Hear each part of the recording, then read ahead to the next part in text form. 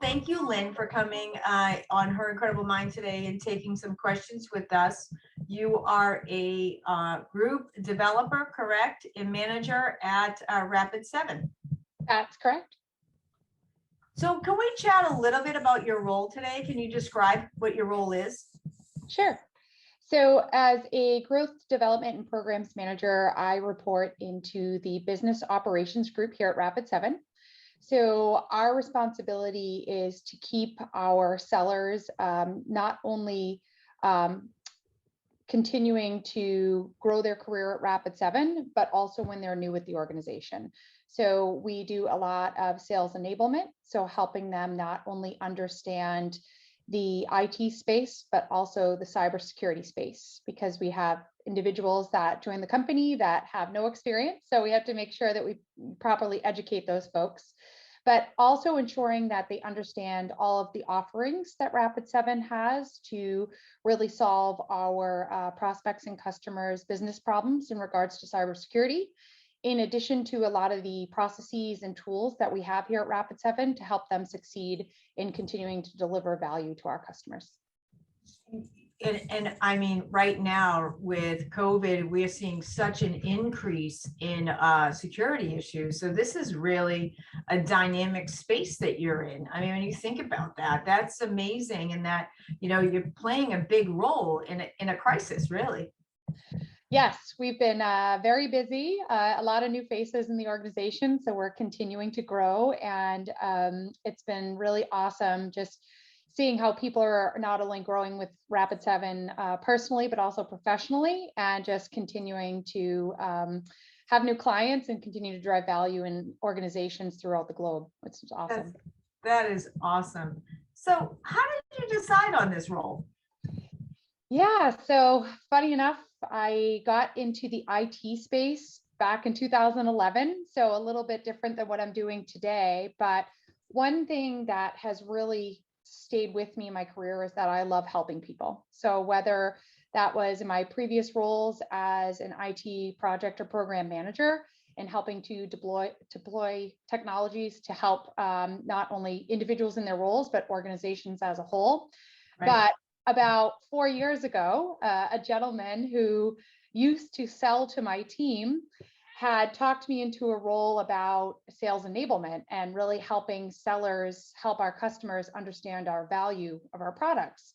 So I'm going to be honest, I wasn't fully sold on it, but it was continuing to stay in the technology space and bringing all of my customer knowledge, what it's like to understand the group or organization has a business problem, going out and looking at different technologies to be able to solve those problems.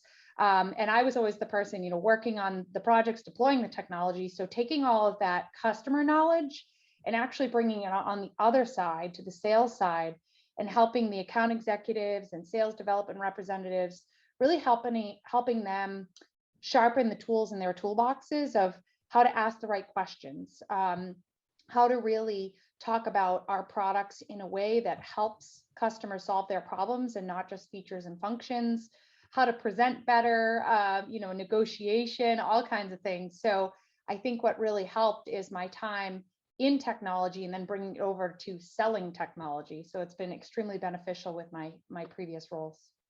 That's great. And, you know, I feel like you can also be the voice of the customer, right? Because you're bringing a voice to the customer there. And that's really important. I see a lot of people when they become a big fan of a technology, they're a better seller of the technology because they're using it than the people that are actually selling the technology sometimes. You know what I mean? It becomes one of those fan club kind of things that you end up being, you know, so much about what's going on. And that's fantastic. You know, it's great to have that kind of passion too for being part of that team and really cultivating culture and really cultivating being part of, you know, kind of those goals that you all collectively have, which is neat, very, very neat. So when you think about your role, what matters to you most actually when you're actually looking for a role or in your current role?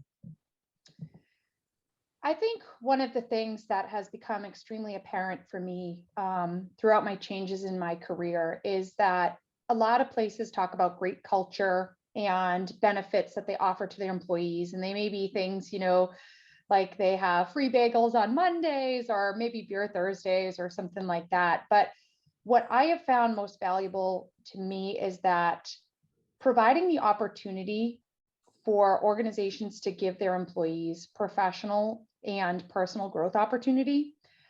Something that, I was able to do a couple roles back, as I had an extremely supportive manager who really helped me achieve a lot of goals, and going back to school and getting my master's degree, becoming a globally accredited project management professional. I mean, those are two titles that I was able to add to my name that have just opened so many doors for me and really helped me grow in my day-to-day, but also personally, as a woman in the business world and technology world. So I think having a real champion internally, whether it's a manager or mentor that's helping you grow and helping you see some opportunity that you may not see. I used to think, oh, what am I going to do next? Or how am I going to grow? Because I'm one of those people, Kate, I'm always looking for something to learn or make myself better. So I think having a supportive champion, having those opportunities to take on projects where you can really make a name for yourself and achieve some big things, not just to put on your resume, but just so you can learn and grow. And I think back, and at the time I didn't see it, but now I think back to that person that gave me that opportunity, and he really changed my trajectory and my business career. If I didn't have him, I know you and I both know who he is, but he really gave me an opportunity that I never would have if he didn't speak up for me and be a real champion. Yeah, I've got to tell you that I love that you brought up that kind of part of being that champion for someone. I don't see it as a big thread sometimes on these interviews, and a lot of times it ends up being something that people, we talk about it, but it's more so, something where, well, I kind of changed and I went from here to there, but we don't really always talk about that level of support that truly matters. Being someone's champion and being someone who's there, that's actually, validating your worth and basically validating the fact that you can do this, like you can make this work, you can make this happen. I had a very similar experience at BioVeritiv when I was there. My old boss Ravi was fantastic to me. He was the biggest supporter. Anything that I wanted to do, if it was going to be hard or if it was going to be easy, we both talked about it, we strategized, we figured out what that was going to look like, and he had an enormous amount of faith in me. And I think that really, really changes your perspective. I've been lucky enough to have that a couple of times in my technical career, but not as much in my life sciences / professional career. And I think that was something that he really was phenomenal at. So I love that value that you're bringing with that. That's great. So what do you think about now when you think about kind of the fact that you've changed your role? You've changed your role a couple of times. And we see that often when we do these interviews, is that women decide that, I would like to change my role. I'd like to do something different, or I might want to do something that's, that's a step up from what I'm doing. Or quite honestly, sometimes just say, you know what, I don't want to climb the ladder anymore. I'm good exactly where I am. How do you feel about that in your own career and how that's really kind of molded who you are? Yeah, I think I'm always a person that's looking to do more. So that has really helped me grow. But like where I am now, I really like what I'm doing. I really like the concept of enablement and being that coach for my peers to help them get better and help our customers see more value of our products and how it can help them daily. But no matter if I'm not thinking of what's my next step, I think of small ways that I could help myself or go and learn something. A couple months back, I took a MedPick masterclass so that I could help people internally better qualify our deals and ask better, more pointed questions during discovery. So it's just, I think it's if you're not looking to either move higher in your career, maybe just doing things like small things like reading a book. I have some great books just over to my right here. I'm in the middle of a book called Presence, and really bringing like your boldest self to the biggest challenges that you face day to day. So even if it's not something like where you're changing roles or trying to get to the next level, is just small things you can do every day to make yourself better. And it's something, I try to do throughout, busy schedules and whatnot. But when I have some downtime, I try to think of different ways that I can continue to even get that 1% better at what I'm doing today. That's great. So I think that kind of leads into our next question, which is, what obstacle do you think that you've actually overcome in your career? Whew. One thing, Kate, that I think I have overcome, but I still work on is imposter syndrome. I always thought that, when I moved into the IT space, I came from the construction space. So I really didn't know too much. And that was really intimidating to me. So on the side, I'd always be trying to read books or articles or anything so that I could educate myself more and, get more involved in projects at work to learn. So I think it's just something with my self-esteem that I had to realize that I had a lot of other skills that could help different initiatives in the different roles I've been in. And I just really need to hone in on my strengths and not necessarily try to be someone I wasn't, or always thinking, oh, I'm not good enough to be here. And it's just something that I've overcome little by realizing that, I may not fully understand every conversation I'm in, but there's bits and pieces that I understand very well that I can bring value to from a different perspective of the different roles I've had. So I would just say overcoming my own battle with myself of just being more confident and really owning who I am and my own brand, and just knowing that, there's things that I may bring to the table that are unique that other people may not bring, and that I need to own those and just move forward with those best I can. That's a great answer. Very, very good answer. So when you think about your younger self, what advice would you have for your younger self? My younger self. Even though I feel I'm pretty bold for the most part, I wish that I had listened to things that some of my mentors and even my mom and dad had said to me of, go out and be yourself and really hone in on your skills. And I think that's where my previous answer of the, fighting that imposter syndrome. But I feel like it's hard sometimes for, I think everybody, but women in particular, to like they're inside their own heads and just be more confident and be more patient with yourself. I think all of us are a work in progress throughout, our personal lives and professional lives, and just be patient and be kind to yourself, because I'm my own worst critic. Even when I think I've done a job that would get an A, I want an A+, and I'll always look at it and I'm like, oh, I could have done that better, or I could have changed that or presented it better or used different colors in my presentation. And I always feel that I'm always putting myself down when I should say, wow, I did a really good job and I gave it my full effort. So be patient, be kind, and believe in yourself. Honestly, I wish I could go back and tell my younger self that. And I tell my niece that all the time. So I'm trying to correct it for future generations. Which is actually our next question is, Oh, what advice would you give to young girls? yeah. So I have a 4-year-old niece.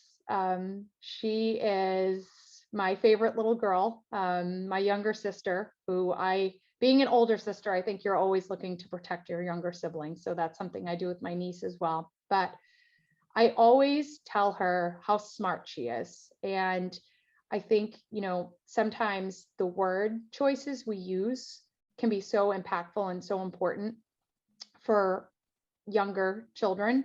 And I do, even though I tell her that she's beautiful and all those things, I think, I tell her be smart, be brave, and always tell her, that she's doing a good job when we're coloring or, we're sharing or anything like that.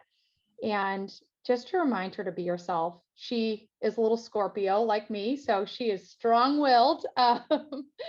And yeah, I just want her to be happy and just keep learning and not put herself down, because I think that's the worst thing we can do is just, like I said, oh, I could have done better. Like, be happy with what you're doing. And if you're giving it your all, know that your heart's in it and you're doing the right thing, and just be her.